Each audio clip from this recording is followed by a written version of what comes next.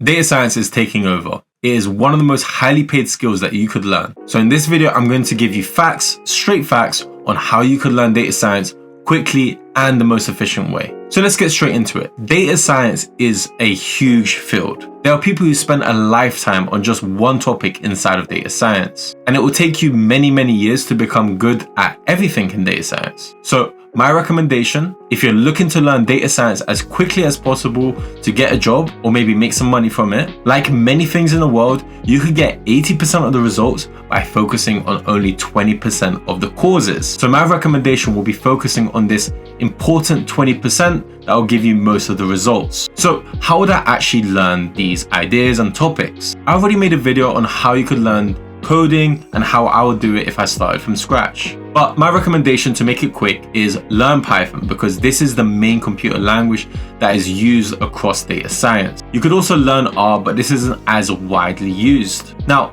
for learning data science, I would focus on learning just a few main topics. And to learn these topics, I would use resources like Codecademy or Towards Data Science. And I just want you to focus on the concepts, the ideas behind data science.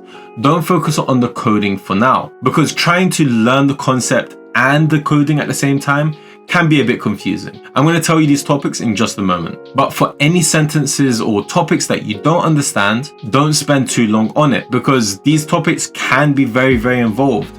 Like, for example, one of the simplest algorithms can be university level maths, which you actually don't need to know if you want to get a job in data science. So if a topic seems difficult, just take that text and paste it into ChatGPT and say to ChatGPT, can you explain this simply and maybe with an analogy? Because my biggest problem with resources out there is that they could overcomplicate things. So that's why I created a coding and data science program that just focuses on those important parts without being too complicated. Okay, so this is my full roadmap for learning these topics. The first 2 weeks, I would actually spend learning Python. And if I have some time, I'll do a quick, easy Python focused project. Check out my video where I talk a bit more detail about how to actually learn Python. Once I'm done with learning Python fundamentals, I'd focus on learning some fundamentals in statistics. And I'll do this for the very first few days or even a few weeks if you haven't done any stats before, because statistics is like the pillars of data science. Without a good understanding of statistics,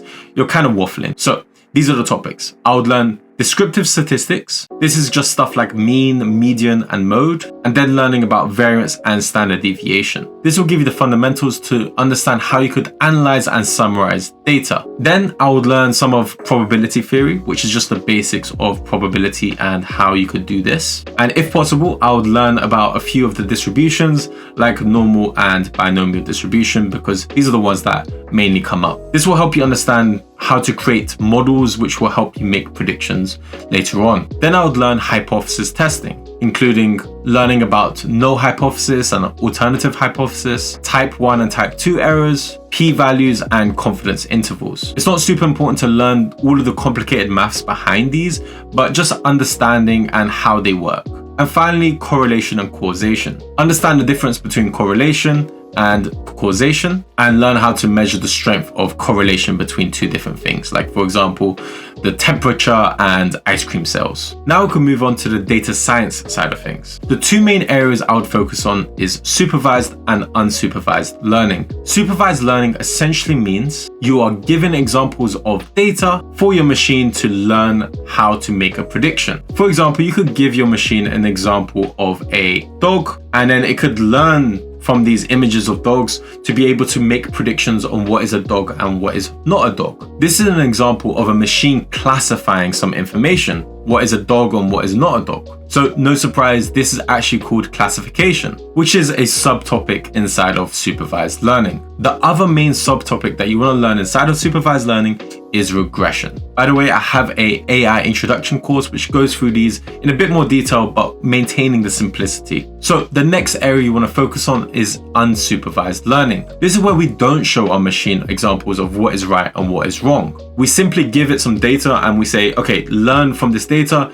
and create some classifications yourself. Like for example, let's say that we gave it a bunch of data about customer spending habits. What it will do is it will create groups or clusters about the data. For example, young people who are high spenders or older people who are money savers. So this is creating clusters. So no surprise, again, this example is actually called clustering, which is the main subtopic that I would focus on in unsupervised learning. All right, with that, you should be able to learn the fundamentals of these data science concepts, which is the ones that come up in 80% of the cases. And this should take roughly 2 weeks to focus on. And then here's the important part.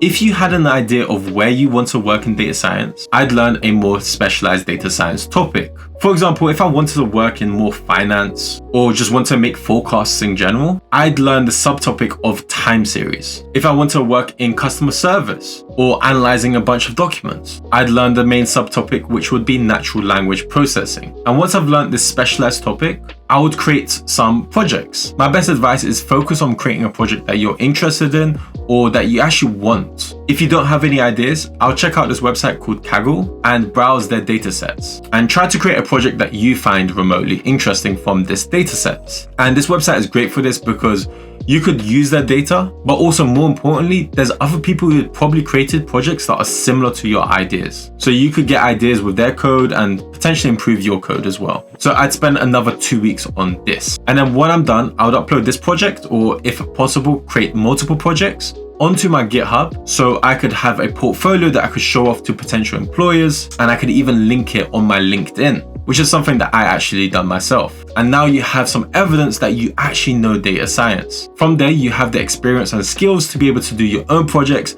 or potentially get some paid work. The key here is to build up your portfolio if you want work. This will act as your evidence so that you'll be able to get more data science jobs in the future. Anyways, let me know if you'd like a more step-by-step video on how I would get data science or data analyst jobs. But for now, see you in the next one.